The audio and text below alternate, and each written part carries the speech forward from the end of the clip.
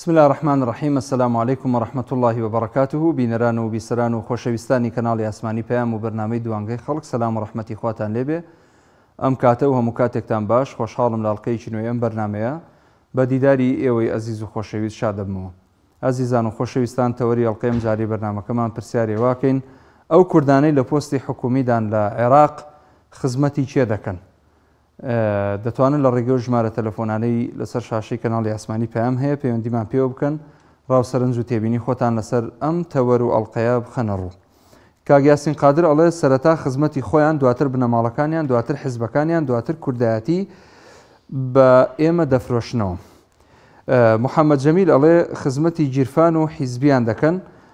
خزمەتی جیرفان و حیزبیان دەکەن، دواتر سەریان لە پیسخۆری دەردەچێ و دەردەکرێن. هاشم عەبدوڵڵا ئەڵێ کورد بێت و عیلمانیش بێت قەت چاوەڕوانی لێ ناکرێ خزمەتی میلەت بکات. جەوهەر محەممەد ئەڵێ جیرفان و حیزب و خزم. ڕۆژگار عەبدوڕەحمان ئەڵێ خزمەتی خۆیان و خانەوادەکانیان تەنها. سامی کەریم ئەڵێ بەس خزمەتی جیرفانی خۆیان هیچ سوودێکی بۆ میلەت نییە. بەهرام محەممەد ئەڵێ خزمەتی خۆیان و دەوروبەریان دەکەن بۆ بەرژەوەندی میلەت هیچ ناکەن. بوشرا جەلال ئەڵێ تەنها جیرفانی خۆی و حیزبەکەی چونکە حیزبەکەی دایناوە. سەردار ڕەوف ئەڵێ خزمەتی بنەماڵەی خۆیان دەکەن و هیچی تر. عەلی حاجی ئەڵێ جا کەس هەیە ئەوە نەزانێت لە جیرفانی خۆیان زیاتر قازانجی 250 دیناریان بۆ خەڵک نییە. هێمن محەممەد ئەڵێ هەر کات گەیشت نەپارە و پۆست خەڵکی هەژاریان بیر نامێنێ. تاهیر موسا ئەڵێ تەنها بۆ بەرژەوەندی خۆیان بنەماڵەکانیان هەوڵەدەن. شۆڕژ ئەیوبی ئەڵێ با بە ویژدانەوە قسە بکەین، بەشێکی زۆریشان لە پێناو میلەت کاریان کردووە، ناکرێت هەمویان زەربی سفر بکرێن. ئازاد بەرزنجی ئەڵێ بۆ سوودی خۆیان و ناوبانگی حیزبەکەیان نەبێ هیچی تر ناکەن. حازم عەلی ئەڵێ بەشێکی زۆری تەنها لە پێناو بەرژەوەندی خۆی و بنەماڵەکەی و حیزبەکەی کار دەکات. هێرش تاهیریش ئەڵێ تا جیرفانی خۆیان و بنەماڵەما بێت کەسیان لەبیر نابێت. ئەچمە لای پەیوەندی تەلەفۆنەکان. کاک مەحموود لە دووهۆکەوە وەرەگرم. مامۆستا محەممەد چۆنی باشی کاک مەحموود گیان، سوپاس دەکەم. والله مامۆستا بەداخەوە کوردەکان لە حکوومەتی عێراق چی نەکردن، نەبوو هەرێمی، نەبوو مادەی 140 هیچ نەکرد، بەس لەبوو جیرفانەکەیەوە کردووە و بۆ پۆستەکەیەوە کردووە. کاک مەحموود جیرفانەکەیەوە بۆ پۆستەکە. بەڵێ ئێستا لە بڵین هەلومەرجی ئەوە داین سەرۆک کۆمار دیاری بکرێت لە بەغدا. تا ئێستا سەرۆک کۆمار کە کورد بووە ئەم پۆستەی خزمەتی بە خەڵکی کورد کردووە و بە دۆخی کورد کردووە یان بە با بڵین مادەی 140 و ناوچەجێناکۆکەکان کردووە؟ هیچ نەکردە، بەڵام ئەوە نازانم یعنی مەسەلەن ئەگەر مەسەلەن هەرچ ئەگەر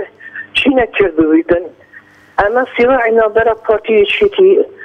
ماڵی ئەم ملەتە و وڵاتای وێران کردووە. مع العلم نە ئەوە دیفاعی یەکێتی دەکەمەوە، بەڵام پارتی زۆر پۆستە وەرگرتووە. ئەمە کە سەرۆک کۆماری عێراق نە ئەوە لە دیفاعی دەکەمەوە، هەر لە بۆ وڵاتی چی نەکرد، بۆ حیزبەکەی کردووە یان بۆ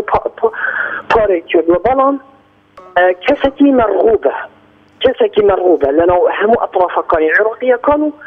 و کوردستانیەکان. بەڵێ دەستەکانت خۆش بێ کاک مەحموود، سپاس بۆ پەیوەندەکەت سەرکەوتووبی. کاک عەلی لە چەمچەماڵە وەرەگرم. کاک عەلی گیان فەرموو.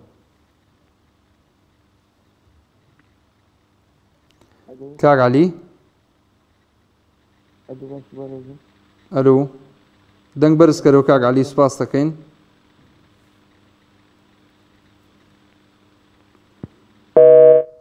پەیوەندەکەی داخرایەوە، سپاس بۆ پەیوەندەکەت کاک عەلی.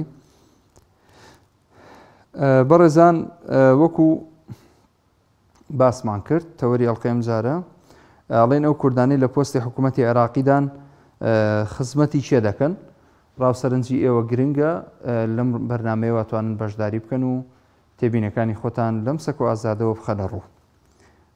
هەڵبەتە ئەم بەرنامەی ڕاستەوخۆ لە تۆڕی کۆمەڵایەتی فەیسبووکیش ئەگوازرێتەوە. کاک محەممەد لە قەڵات زێوەرەگرم. الو کاک محەممەد فەرموو. باشی بەڕێز باشی سپاس دەکەم مەمنونم کاک محەممەد. وەڵایی دەستخۆشی و بەرنامەت لێ یەکەم. سپاست دەکەم مەمنونم. بابەتەکە لەسەر چییە کاک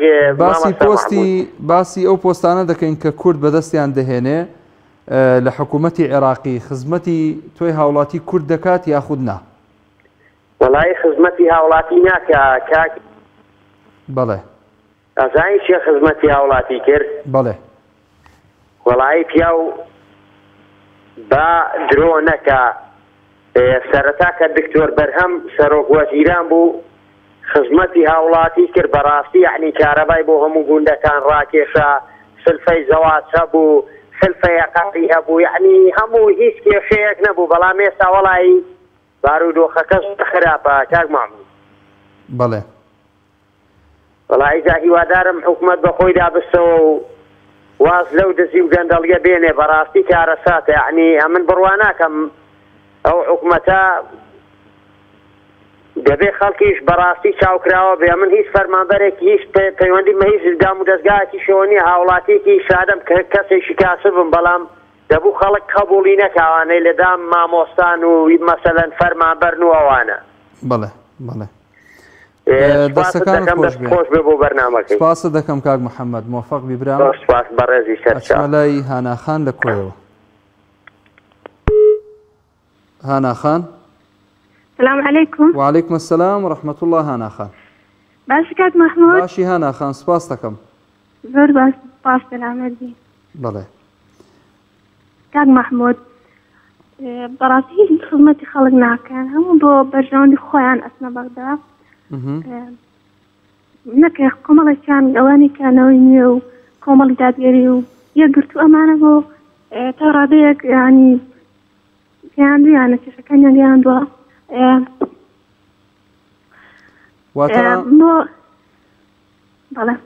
واتە ئەوەی کە تا ئێستا پۆست و پلەی وەرگرتووە لە بەغدا نەیتوانیوە بە شێوەیەکی بەرچاو و گونجاو خزمەتی خەڵک بکە؟ نەوەڵڵا هیچ نەیتوانیوە بەڕاستی یعنی ئەوانەی کە دەسەڵات من ناوانی کەناڵم ئەوانەی کە لە دەسەڵاتان هیچ بۆ خزمەتی کوردانی ئەوان نەکردانی هەر بۆ پارە و بۆ ئەوانە بۆ خینی خۆیان بەکارێنینەوە. خوای گەورە لە قورئانی پیرۆزدا بە پێغەمبەری خوا دەفەرمێت تاو لە هەڵە و کەم و کورتەکانی خەڵکی بپۆشە لەوانە ببوورە کە ستەم لێ دەکەن یعنی کە ستەمت لێ دەکەن دیارە لە مەسەلە کەسێکەکاندا لە شوێنێکدا تۆ دەتوانی تۆڵەیان لێ بکەیتەوە لێیان خۆش نەبیت. ئێمەش کە کەسێک یان کۆمەڵێک کەسانێک کە مافمان دەخۆن ئێمە دەسەڵاتی ئەوەمان هەیە ینی کە تۆڵەی لێ بکەینەوە. بۆ نمونە لەم بارودۆخە سیاسی ئێستا ئێمە دەتوانین بە دەنگدان تۆڵە لەمانە بکەینەوە خۆ ئەگەر پارتی گۆڕان و یەکێتی خراپ بێ کۆمەڵ و نەوەی نوێ و یەکگرتو خراپ نین بگرە بێوێنن دەسەڵات دەیەوێت پرۆسی دەنگدان بێبەها بکات بەڵام هاوڵاتی هۆشیار بە پێچەوانەوە دەڕوانێتە دەنگدان و مافەکانی خۆی بەکار دەهێنێت بۆ دادینکردنی ژیانێکی شایستە. هیوادارم ئەو خەڵکانی کە هێشتا پێ نەگەیشتن کە دەنگدان چەندە گرینگە هیوادارم ئەوانەش هۆشیار بنەوە بڕۆنە دەنگدان و ئیتر کە سەرۆکی حکوومەت ئەڵێ ئەمانە دەنگیان پێداوین ئاخر بۆیە ئەو خەڵکە ئەوەن جنا هۆشیارە بۆیە کە دەنادۆ دەڵێ خەڵکی دەنگی پێداوین نا خەڵکی کە نەچۆتە دەنگدان ئەوان چۆتن دەنگەکانی وانیان پڕ کردێتەوە بۆیە ئەڵێ دەنگی پێداوین هەجنا ئەو خەڵکانە کە ناڕازین بچن بۆ دەنگدان یعنی بڕوا بکە زۆر کەم دەکا دەنگی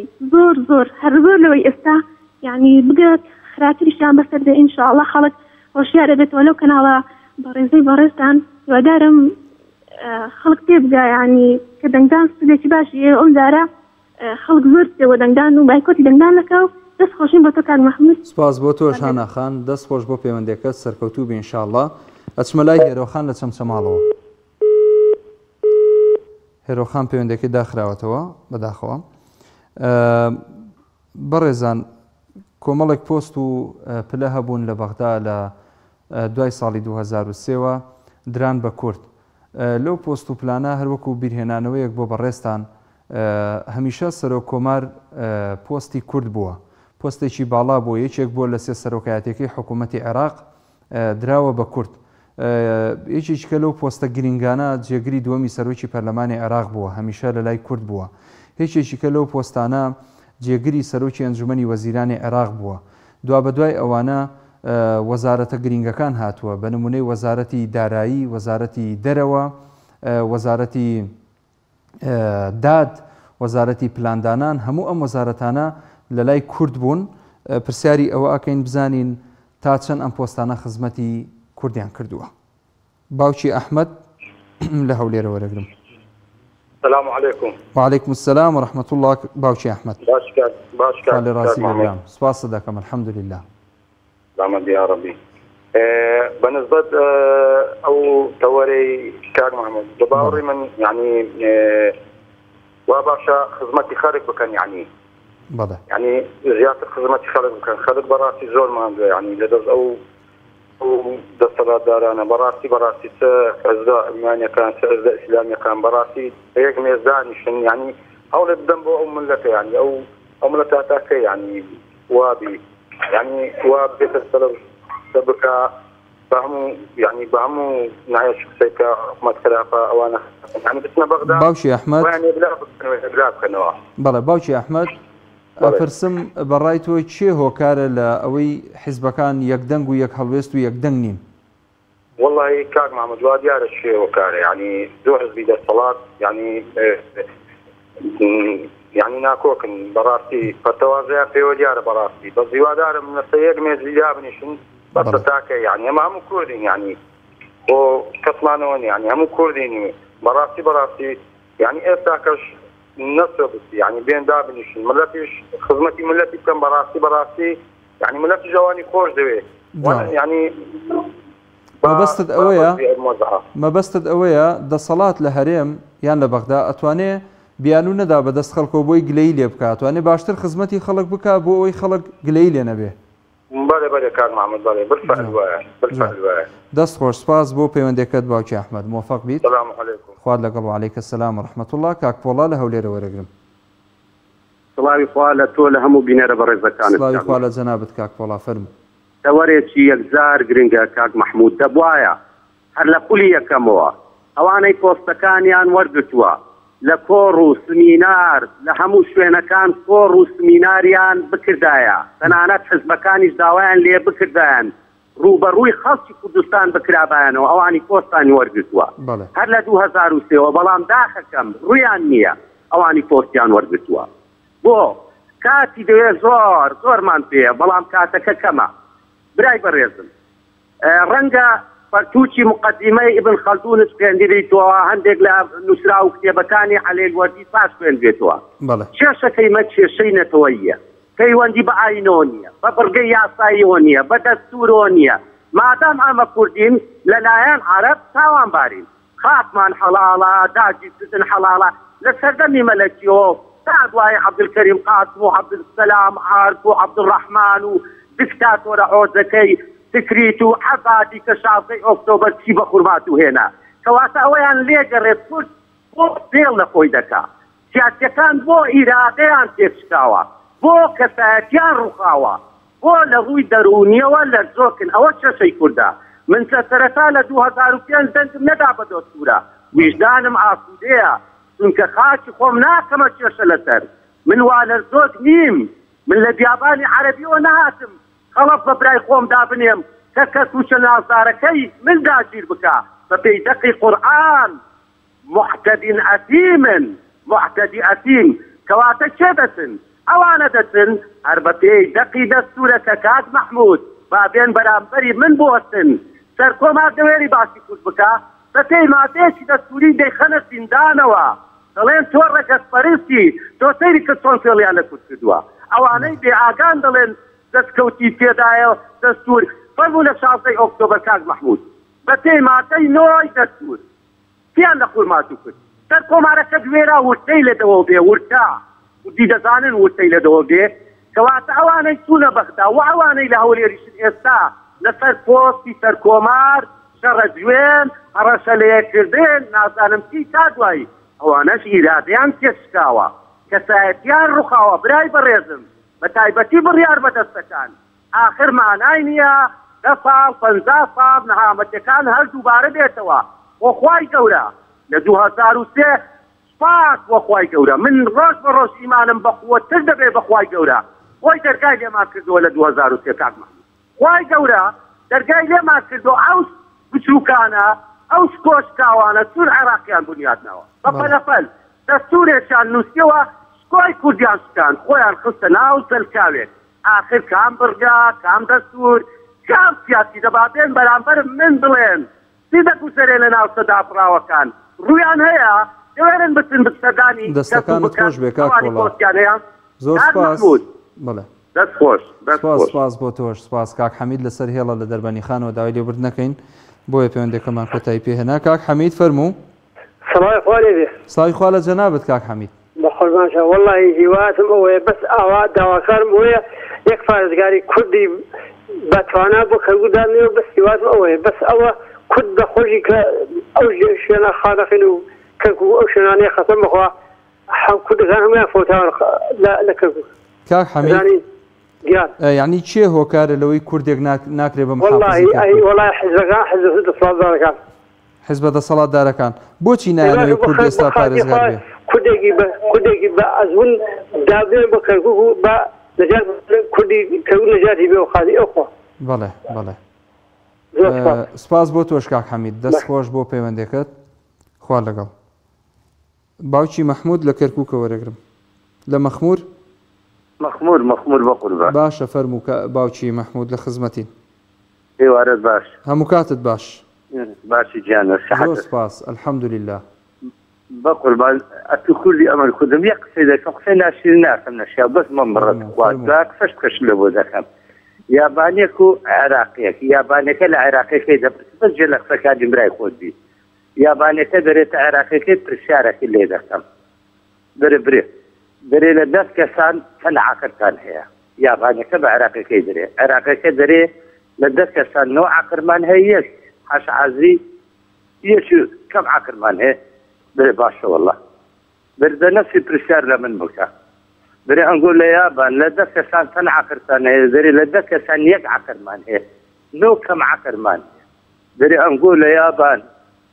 یابان بەلەدەشی ئەلکترۆنی ئەوها لە دە کەسان یەک عاقرتان هەیە نۆ بێ عاقرتان هەیە دەرێ ئەمە ئەوە بەس عاقرەکەیمە چ بکە جێلەکان وەشی وی دەکەن لە عاقرەکە چ بکاتن جێلەکانیش وەشی وی دەکەن کە عاقر بن بەس ئێمە لێرەدا نۆ عاقرمان کەتینە دوو یەک جێلی لە عێراق یەک جێر جوانە لە برای خۆتە جوانە مثالەکە لە خۆت تحلیلی بکێ بزانە چ دەرێمەڵێ تەواوە پەیامەکەت گەیشت وانە بەڵێ گەیشت وانە بەڵێ گەیشت بەڵێ لە بۆ ڕوونکەمەوە ئەمن بخۆم کابراایکی عسکەری بووم شەڕەکی لە عسکەری بووم شەڕەکی پێشمەرگە و داشان بوو کە بە ئەوە لە بۆ 6.82 ملیم لەکەم بۆ ئامر مەفرەزە بووم تەلەفۆنیان لە بۆ کردم ئامرفۆزەکەم گوتی دەچێ فلانجێ گوتم بەرێ ئەوە لە کاتی عسکەری گەیشتمە منتقەکەی خۆم دوربینی ڕۆژێ ئەو جیهازە ئەو شتانە پێ بگەشتمە جێەکەی قسەم کرد لەگەر ئەو جێی دەمیست قسە لەگەر بکەم گوتم گەشتمە فلانجێ گوتی چ پێ گوتمەوە هاوانەکانم هینایە گوتی هاوانەکانت دانێ وەرە سەر گردەچی من تەبیعەت هاوەن و مەتوعینە ناو کەند و شتی وا دادەندرێتن دامنا گوتی چ دیارە لە پێشم گوتمەڵەوە شەڕە لە پێشم گوتی ئەمە چیان لەبەرە گوتم هەموو شەروانیان لەبەرە زەفەرەن دیار بوو پێشمەرگە و جاشقان شەروانیان لەبەر بوو پێشتان جێش تەداخلی نەکرد بوو بەس ئەمر کە برێن پێی دەگوتری ئەسناد بە زمانی عەسکەریە من هاواناتم بردبوو گوتی چەند هاوانت پێ گوتم 6 پێ گوتی فیسێ لە من عەرەبی فولم پێش ناکە گوتی فیسێکە گوتم 18 قمبەرە دەکا گوتی هەر کەتە پێشت 18 قمبەرەی تێگرا ئەو زە بزانە لێرەدا حکومەتی عێراق کە عەرەب فەرقی بە نەجاشی کرد نەبە پێشمەرگەیەکە ئەزەمە هەتا کەنجین بکەوینە دوو کرایی بابردی بە قوربان داوای لێبردنیش لێ دەکەم قسەکەم دوور و درێژ کرد زۆر سپاس باوکی مەحموود بۆ پەیوەندێکە دەست و چاوت خۆش بێ پەیامەکەت گەیشت سپاسە دەکەین ئەچمە لای کاک تەحسین لە شاری هەولێرەوە. کاکە گیان باشی سپاس دەکەم کاک تەحسین ئەلحەمدولیلا. سپاس دەکەم مەمنونم. برا زانی چێتەوەرەکەش تەشی زۆر جوانە بەس ئەمە هەمومان مسلمانی وڵی نوێژ دەکەین بە ڕۆژوو دەبین گوناحمان دەگاتێ یعنی ئەو بوختانانە بە ئەندامانی خۆمان دەکەین لە بەغداد. بەڕاستی دەزانێت چۆنە خۆمان دووکردنە ینی لە خۆ بێزار بوون ئەوەندە باسکردنی ئەو شتان چونکە هەمومان باش دەزانین یەک شتێکە حەزیشم لێ ینی ئەوانەی دەچنە بەغدا بێنە سەر تا ئەوانەی ئێرەش بەستەوەرەکەی تو لەسەرەوەی بەغداد حەزم لێ بێنە سەر تەلەڤیزیۆن بڵێن کاکە لێمان گەڕن کەسابەتی خۆمان دەکەین ماڵ و منداڵمان بەخێو دەکەین پاشە ڕۆژەکیان لە بۆ دادەنێن و وەسەلام و بیچاوەڕی هیچیان لێ نەکەین چونکە تەحەدا دەکەم یەک لەو ئەندام پەرلەمان بەڕێزانە لەسەر هەر هەموو لیستەکان ینی نەک هەر لیستەکی دیاریکرا هەموو لیستەکان تەحەدا دەکەم کە دەچێتە بەغدا فکری لەکنەوەبی ئیش لە بۆ من و تو تاکەچی ئەو کۆمەلگایە بکە تەنها ئیشکردنە بۆ خۆی کەسابەت بەخێوکردنی ماڵ و مناڵی ژیانێکی لە ڕەفاهیات دوایی وەرگرتنی تەقاعودیەکی باش و خڕکردنەوەی پارە و هەر ئەوە هیچی دیکە نیە چیمان لێ بینیون کامە ئەندام پەرلەمان هاتووە شەڕی تاچی کوردی کردووە ئێستا پێش ئێستاش ئەو برادەرە داوای کرد پارێزگاری کەرکووک کورە کاکە وەڵڵاهی کورە وەڵڵاهی کاکە لێگەڕ با کورد نەبێ زیاتر خزمەتت دەکات یعنی ئەمە هەمومان زۆر سەردەممان بینیە هەمومان چەند سەردەمانێکمان بینیەوە بەڕێمان کردووە ئەوەندەی تەمەنمان ماوە ئەوە ئێستا تێداینە غەمی لێ دەخۆی لە پێشووتر بینومان ینی چیمان بەدەست کوردەوە بینی چیمان لێ کرا ئێدە بەسە کاکە وەڵڵاهی ئەمن ئەوەندەی دەزانم ئەوەی لە بەغدایە احتیراماتم لە بۆ هەر هەمیان کەسی زۆر باشن لەبەرەوەی کاسبیەکی باش دەکەن لە بۆ ماڵ و منداڵی خۆیان خلاص بەس حەز دەکەم بێن لە کاکە نێنە سەر تەلەڤیزیۆن پۆستێک بکەن لە فەیسبوک لە هەرجێک بڵێن کاکە لێمان گەڕێن کەسابەت دەکەین ئەوە ئەمە حزب ئەمەی تەشریح کردیە ئەمەی هەڵبژاردیە ئەنگۆشت دەستان خۆشبی دەنگتان پێداین لێمان گەڕێن با کەسابەتەکەی بکەین مەشغوڵمان مەکەم بەم و بە و چونکە نمونەمان هەیە برادەر هەبووە بۆتە ئەندام پەرلەمان لە بەغدا لەسەر لیستێک زۆر برادەرم بووە پەیوەندیم لەگەڵی هەبوو دوای ئەوە تەکلیفی شتێکی قانونیم لێ کردووە لە دڵی گران بووە ئەنی ڕەچی لێم بوویتەوە ئیدی وازیان لێ بێنن با کەسابەتی خۆیان بکەن و ئیدی ئەمەش لێ ڕاهاتینە کورد هەراوها تەماشایان بکەین و ئەوەی ببێتە گەورەمان برێ بەخێر بێ گەورم خلاص و براوە خەڵکەکەی دیکەش دۆ خۆی لەبەر ڕاکاسی پێش دەکات جەنابەت لێرە پێژەری معاشەکەت هەیەم لەلایەکی دیکار کەسەکە دۆ خۆی و تاوە ئەوانیش لێ ئاگرە لە بەغدا با پارە گەورەکە لە بۆوان بی ئاخیرەن ئەوەندەمان لەسەر یەک دوعا و نزا و پارانەوە یا ربی خدایە ئەوەی غەدر لەو میلەتە دەکا ئەوەی غەدر لەو خەڵکە دەکا بەس بە چاوی خۆش مەگە لەو دنیا نەمدید لە ڕۆژی قیامەت بێن لە بەردەم ڕاوەستن ئەگەر ئەمنیش بم یا ربی خدایە ئەگەر ئەمنیش بم حکمی خۆت ینی بەسەردا بچەسپێنی ئەگەر لەسەو دنیاش نەبێت لەولا بەس ئەمن ئاگادار بم ئەوەندە کەسەرم لە دریە ئەگەر نا وەڵڵاهی هیچ چاوم لێ نییە بشم کەنە ڕئیس وزەڕای بەغدایش ناچم بەس ئەو تەمەنایەم لە خوای هەیە لەگەڵ خوای خۆم بەس دەپاڕێمەوە یا ربی خدایە بە چاوی خۆم ببینم کە ئەوانە زەلیل دەبن ئەگەر لە دنیاش نەمدید لە ڕۆژی قیامەت ببینم. وەسەلام عەلەیکم ورحمەتوڵڵاهی وبەرەکاتوه کاک تەحسین سپاس بۆ پەیوەندەکەت دەستخۆش ئەچمە لای کاک هاوار لە کەلارەوە. سلام علیکم. علیکم السلام ورحمەتوڵڵاه کاک هاوار. باشی کاک محمود گیان. باشی کاک هاوار گیان سپاس دەکەم. وانێ بەڕازی ئەزمعین. کاک محمود گیان وەڵی دەربارەی ئەم دەسەڵاتدارانەی کەوا چەند ساڵە خەریک دەسەڵاتدارین کاکە ئەمانە وەکو نازان جەنابەت بینیاتە حتمەن لە دوو لە قەدرتان لە حەدیقە حەیواناتە ڕندەی وا هەیە خۆی داگردێ زۆر برسێتی بۆ ئەوەی دەستی بگەیەتە نیەتیرێک و بۆ خۆی ئەوەس خۆی کەوڵی بکەنێ یان جار وا هەیە بینیمانە کە لە کەمتارێک کەونەتە بڕێک کەلاکە چیان پێ کردووە ئەمانە هەر ئەوەنەی دەستیان گەیە خۆستێگەیە پارە ئیتر کەس نانات نە عەرەب نە کورد نە هیچ ملەتێ یعنی ئەوەی نەشێوە سەر کوردیانە هاوردا یعنی گشتمان نازانین بەڕاتب خۆر و بێڕاتبەوە بەکرێکار و دەوڵمەند و فەقیرەوە ئەوەیشی خۆی لێ دوو لە قەدەتان گێل بکە ئەوە خۆی گێلە خەڵک گێل نییە هەمومان بەچاو ئەی بینی لەبەر ئەوەی لەوەتی هەن زوڵم ئەکەن لەوەتی هەن خەریکی چاوسانەوەی خەڵکن دینیمانە لە 2023 و حتا ئێستا